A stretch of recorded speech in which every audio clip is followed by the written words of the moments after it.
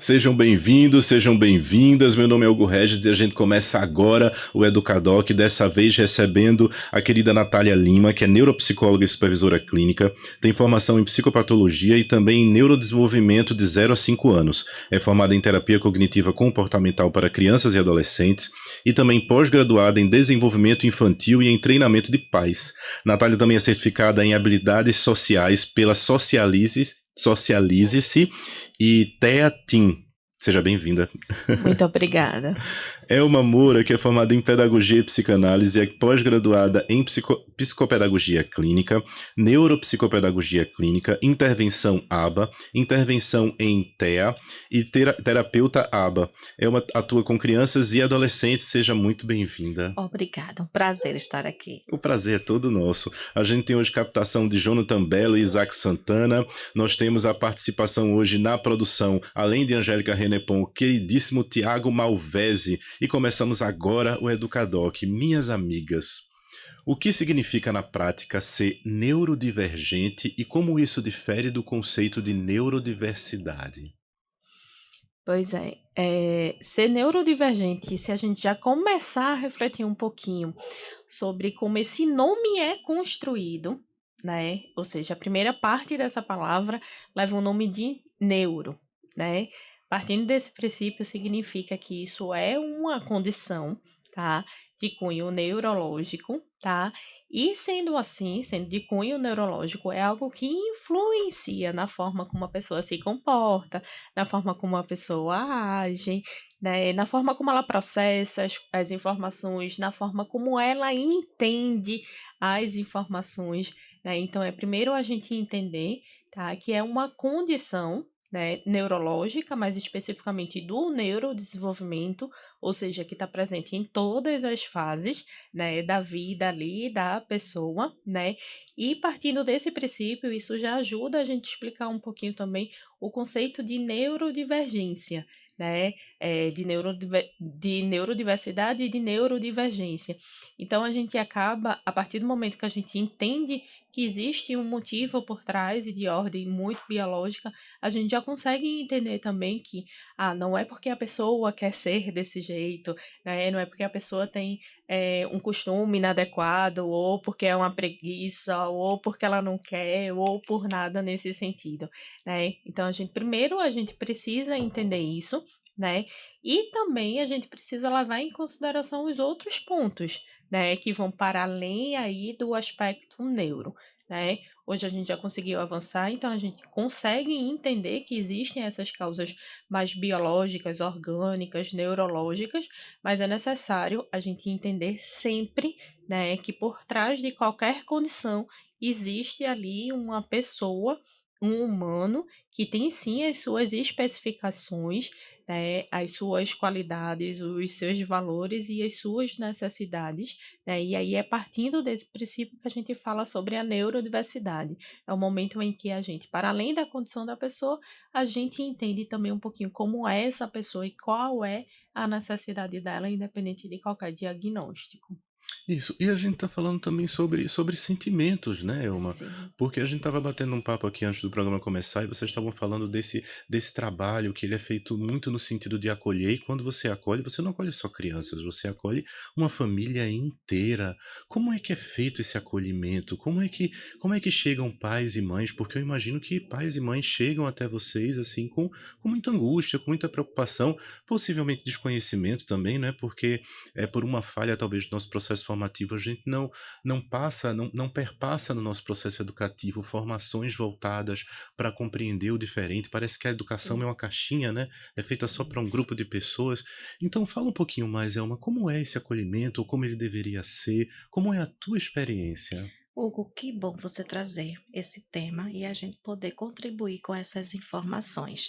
É um verdadeiro princípio de acolhimento, como você falou, não só com o ser que está precisando, como também a família. Família essa que, quando já vem fazer essa busca, com certeza já está passando por algo lá fora. E no nosso público, o que é que impacta mais? É o ambiente também escolar. Infelizmente, não são todos que têm esse conhecimento e que estão preparados para compreender e saber como lidar com um que seja neurodivergente. Qual é o tipo de transtorno que ele aprende, o tipo de transtorno que ele apresenta e como isso pode ser compreendido. E o ambiente familiar muitas vezes também passa por isso, pela falta de compreensão. São casos de pais que não sabem como lidar e às vezes chegam até, devido à postura, pela falta de não conhecimento, não sabem como tratar, como lidar com a criança, com o seu adolescente. Então, essa busca ela precisa ser feita sim, e é muito real como a nossa intervenção ela pode ajudar. É uma ajuda que traz muito resultados, tá? E positivos, mas a gente precisa compreender, saber avaliar e saber como vai passar isso para a família, que tipo de comportamento eles precisam ter. Então, é o conhecimento, o que é que o meu filho, o que é que a criança apresenta e como a partir de agora que os pais compreendem como é que eles vão poder tratar. E esse conhecimento, ele precisa ser levado para outros ambientes. Eu tenho casos que as famílias procuram e que, infelizmente, determinada criança, às vezes, ela é até recusada em ambientes com a própria família. Então, assim, é lamentável, é triste, os pais sofrem porque chegam assim, eu não consigo levar meu filho para uma festa. Sim. Tem uma apresentação no colégio e ele não participa. Ele é o excluído do grupo. Alguém acha que ele é o mal educado, o que ele não quer nada, mas não é isso. Há uma investigação a ser feita. Então, quando a gente faz essa investigação e realmente chega à conclusão, e aí a gente vai desenvolver, tudo muda. Então as pessoas precisam ter esse conhecimento e acreditar, porque a mudança realmente ela acontece. As famílias ficam mais tranquilas quando conhecem, né, o seu filho e a escola também. Ultimamente a gente tem feito bastante parcerias com as escolas na busca da inclusão dessas crianças nos ambientes escolares, que é tudo. A gente precisa sempre trabalhar essa parceria, família e escola. Muito bom. Eu pergunto a vocês sobre formação, porque eu estava vendo aqui na biografia de vocês, vocês têm várias formações, treinamentos, Sim. capacitações. Não são cursos rápidos, no sentido de que eles são cursos demorados e muito Isso. trabalhosos, né? Sim. Tem curso que são 8 horas por dia, que vocês fazem Sim, atividades, vocês Sim. vão para campo, não é? isso. Sim. Vocês acompanham Sim. estudantes, crianças e adolescentes. Eu pergunto a vocês, a importância desse processo formativo, não só para vocês enquanto profissionais, mas também para professores, professoras, psicólogos e psicólogas, para psicopedagogos, para quem está lá fora, fora dessa discussão. Porque eu vejo assim, eu fiz uma licenciatura, mas na minha licenciatura nós não tivemos nenhuma disciplina voltada para a educação inclusiva, para a educação Isso. especial. Isso é uma grandíssima falha, porque esses estudantes estarão na escola desde a educação infantil até a universidade. A gente não está falando só de crianças, né? Sim. Nós estamos falando de adultos também, porque, por exemplo, a educação especial, um jovem que ele tem uma deficiência, ele vai levar essa deficiência para a vida. Sim. Então, não dá para pensar só política pública para a escola básica, tem que pensar para a universidade também, tem que pensar para Uhum. o mundo do trabalho. Aí eu pergunto a vocês, qual é a importância da gente falar sobre a educação inclusiva na escola, na universidade, não só especialmente na educação, na formação de professores e professoras, mas, por exemplo, no curso de medicina? A gente recebeu aqui, a gente teve convidados e convidadas. Por exemplo, a gente teve um convidado surdo, uma convidada surda, e eu conversava assim, gente, como é para vocês uma consulta médica? Como é ir para um psicólogo, uma Sim. psicóloga, que você vai falar coisas pessoais, Sim. se esse psicólogo, essa psicóloga não estão preparados para acolher? Então, eu imagino que para acolher, que é o X da questão, né? Essa formação seria para acolher. Para a gente acolher, a Isso. gente tem que saber Como Uhum. fazer? Qual a importância da formação na vida de vocês profissionais e na vida de outros profissionais que estão vindo aí para o mundo do trabalho? Sim. Eu sempre digo que a educação ela liberta. É. Então, essa é a resposta sobre a educação, né, na minha vida, né? Então, eu acho que a educação liberta, a educação faz você pensar de forma diferente, agir de forma diferente, atuar na sociedade de uma forma diferente. Então, para mim, esse é o princípio. E quando eu digo educação, eu digo também da informação de uma maneira geral. Tem um tema que eu gosto muito de falar, que é sobre autismo, né? Hoje a gente fala, assim, efetivamente muito de autismo, mas a gente também fala muito sobre autismo, crianças autistas, Isso. né? Então é uma outra bandeira que eu tenho tentado, né, levantar e falar muito, é sobre o adolescente autista, o jovem autistas, né? A gente abrir espaço para a gente entender que aquela criança ela cresce, né, e que ela vai perpassar por vários outros ambientes, né, e que ela vai precisar ser independente, ter autonomia, né? Então a gente fala muito hoje sobre autismo, né? E sempre que eu vou falar sobre autismo, né, eu sempre começo com a mesma fala, né, que é dizendo que sim, na sua família ainda não tem uma pessoa com autismo, vai haver uma pessoa com autismo. E essa mesma fala, eu já levei essa fala para hospitais, né, para o serviço público, já levei essa fala para bancos, já levei essa fala para empresários, para comércio, no sentido de que todos precisam de informação, né? E aí, partindo desse princípio da informação, acaba ficando muito mais fácil de eu aceitar essa informação de alguém que está compartilhando comigo quando eu paro e penso, né? Porque às vezes parece que a gente coloca um distanciamento, né? Não, mas na minha família não tem ninguém, né? Então é como se houvesse também essa barreira pela busca dessa informação, né? Mas eu sou comerciante, né? Eu não preciso saber sobre, eu sou bancário, eu não preciso saber sobre. Na minha família não tem ninguém, mas a partir do momento que a gente entende, né, que estatisticamente é isso. Se você ainda não tem uma pessoa com autismo na sua família, você vai ter. Então, a primeira coisa, né, que você tem que buscar é informação e se abrir para falar sobre esse tema, né? Então, obviamente que isso também se aplica aí a escolas, aos professores, a essa formação continuada, né, que ela é extremamente necessária. E só acrescentando mais um único ponto, eu diria que esse é um dos a informação é o maior problema, da sociedade como um todo, porque a gente também no consultório da gente privado, a maior dificuldade que a gente encontra no manejo com as famílias, com as escolas, é isso, a falta de informação, né. Então, sem sombra de dúvida, essa é uma oportunidade maravilhosa em estar trazendo informação aí para as pessoas. Que bacana, a oportunidade é toda nossa.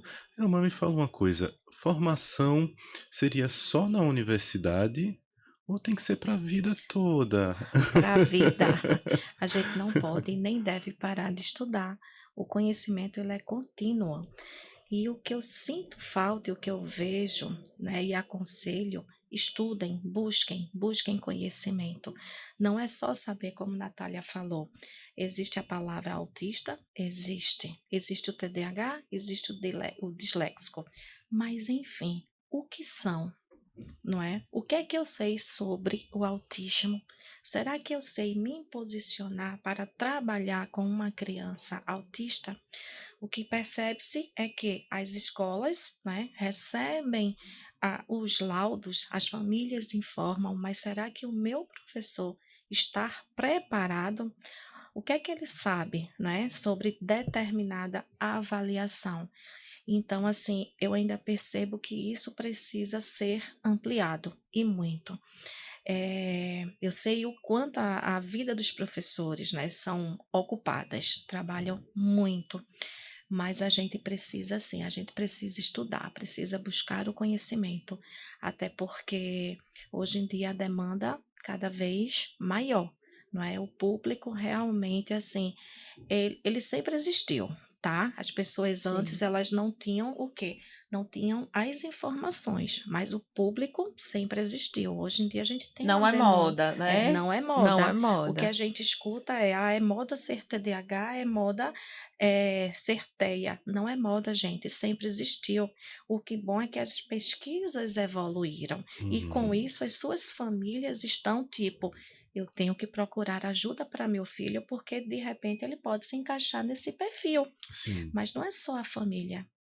Todos, sejam eles da escola, da empresa, todos os cidadãos, a gente precisa se adaptar, né? Então, se tem aí as pessoas procurando, é porque elas querem esse retorno. E que tipo de retorno eu posso dar, né, para uma pessoa que tem? Eu preciso saber como lidar com essa pessoa, o que é que eu vou fazer para favorecer, para incluí-lo em sociedade.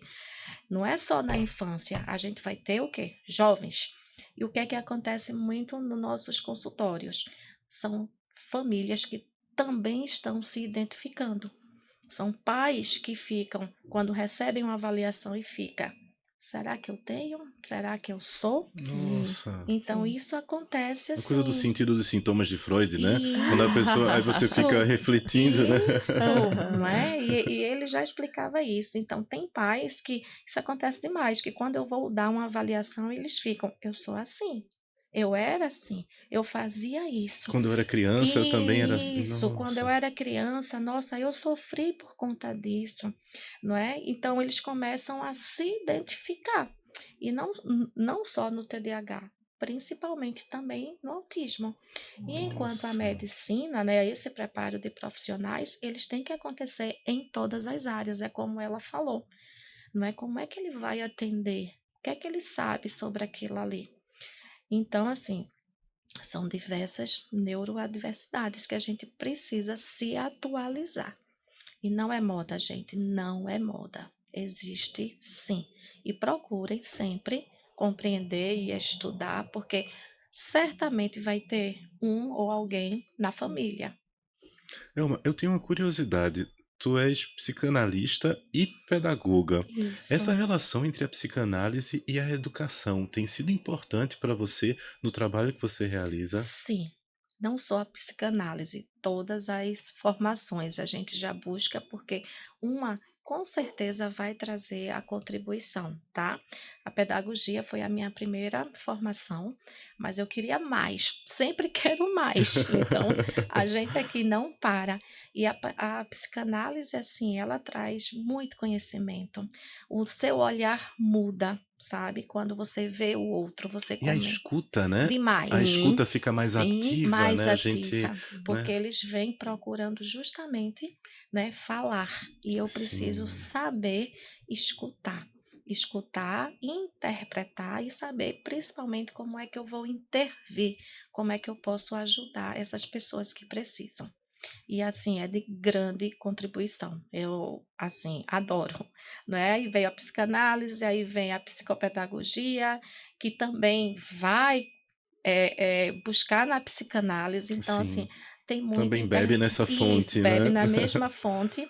Então, assim, tudo isso justamente para entender o público, não é? E oferecer um melhor trabalho sempre. Que maravilha. Natália, eu posso te perguntar quais são as principais neurodiversidades que vocês encontram no trabalho de vocês? Sim, são muitas. A gente tem uma prevalência muito grande, né, de diagnósticos de TDAH, que é o transtorno de déficit de atenção e hiperatividade, né? Então, gira aí em torno, estatisticamente falando, né, o DSM, ele traz que em média 10% da população, né? Então a gente já tem esse histórico, né, que mede 10% da população, né? Autismo, né, o transtorno do espectro autista também é muito comum, tá?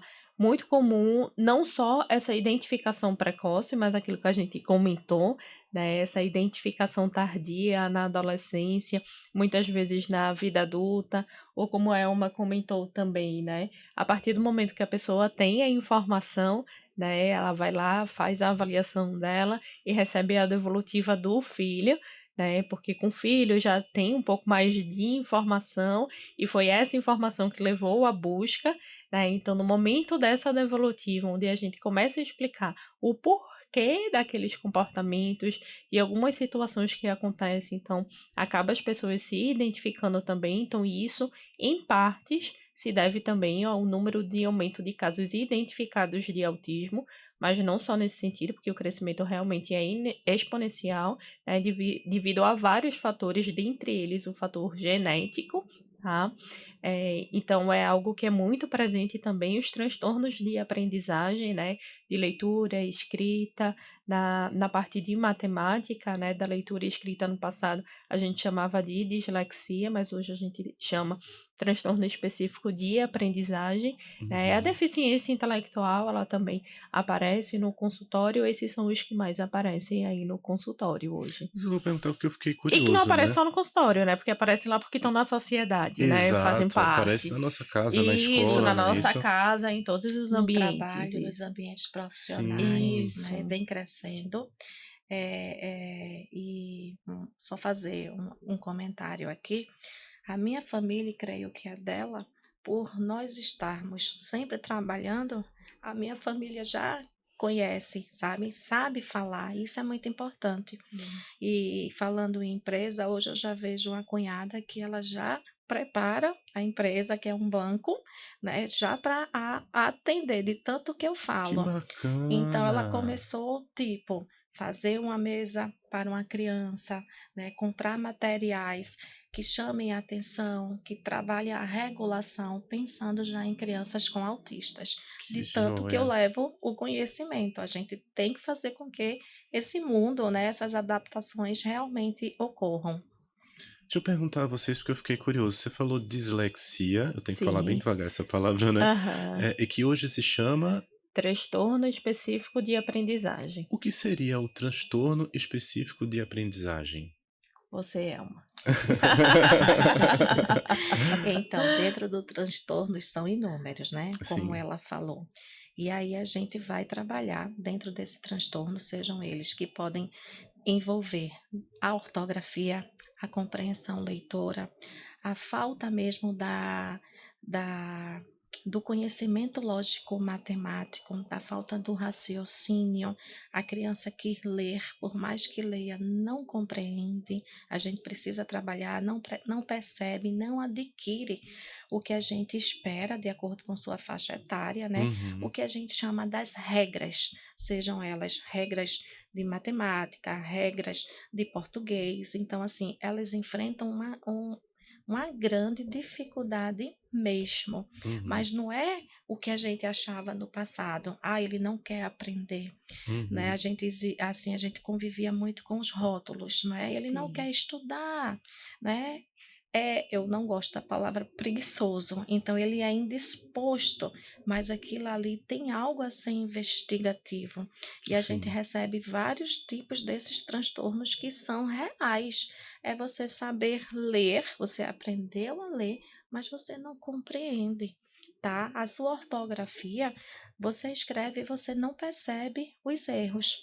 E isso aí, hoje, é uma luta nos colégios, tá? Na adaptação deles.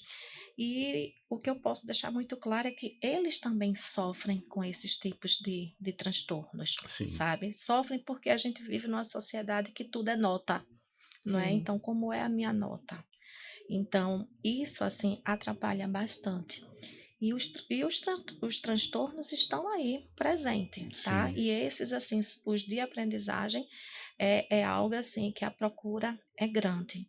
Então, até para passar para a criança, a faixa etária que ela foi avaliada, a gente tem que passar com muita delicadeza, porque é dizer para ela que ele tem esse tipo de transtorno, então como é que ele vai compreender?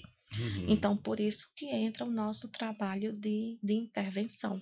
Eu E assim, diria, né, que sobre a antiga dislexia, né, Isso, hoje transtorno específico de aprendizagem, ela só é mais identificada porque hoje a gente vive realmente aí numa sociedade onde há essa valorização muito grande, né, aí das uhum. notas, das né? notas. As matérias que geralmente esses alunos têm um desempenho mais baixo, né? Português, idiomas, né? Em inglês, outro idioma, eu vejo que é uma dificuldade Muito muito grande. grande. A produção textual, né? A Textual. redação, né? A parte de linguagens, né? É História, ciências, bem que é quando a afetada. pessoa precisa ler, né? Então, essa compreensão, leitura, esse processo de leitura que muitas vezes é mais lento, né? Essa decodificação, né? Então, é um transtorno neuro, né? E que envolve muito como a pessoa processa, né? E Sim, falando em aprendizagem, como ela processa aí as letras, né? E aí a gente sabe que as letras, elas são símbolos, né? Isso. Então, se a gente pensar na letra cursiva, né? A gente imaginar ali a letra D, ela é formada por um símbolo, uma bola e um traço, Isso. né? Que se eu viro, né, essa Vai bola para o virar outro lado, vira B. B Se para sim, baixo, ó, baixo. dependendo do lado, fica P. P ou fica Q, né? Então, esse processo de quando eu tô lendo, quando eu tô vendo essas letras e muitas letras, né, e ali juntas, então esse processamento de decodificação desse símbolo, dessa letra, né, ele acaba sendo mais lento, né? Essa decodificação é mais lenta, porque é como se a pessoa precisasse parar, né? Concentrar ali tudo do seu Isso. cérebro para conseguir decodificar. Se essa bola e esse traço é o quê? É o P, quê? B, D, Q, né? Então, o processo aí, né, da antiga dislexia está muito relacionado com esse processamento. E aí fica, né, e como dica de alguns sinais, né, para quem estiver assistindo, né, geralmente esse desempenho mais baixo nessas áreas, né? E essa leitura mais lenta, Lenta. muitas vezes silabadas, onde se a pessoa evita ler em voz alta, Isso. né? Na maioria das vezes, do ponto de vista do comportamento, é aquele aluno que evita ler em nota mais alta, é aquele aluno que evita a qualquer custo escrever, né? Mas na verdade, assim, o comportamento é só a ponta do iceberg. sim. O que tem por trás desse comportamento é essa dificuldade. Perfeito. Natália e Elma, vocês são muito bem-vindas a esse programa. A gente vai dar um intervalo agora, mas a gente volta daqui a pouquinho para conversar mais, pode ser? Claro. Claro, estamos Joia. E aqui. você que está em casa, espera aí que daqui a pouco a gente volta.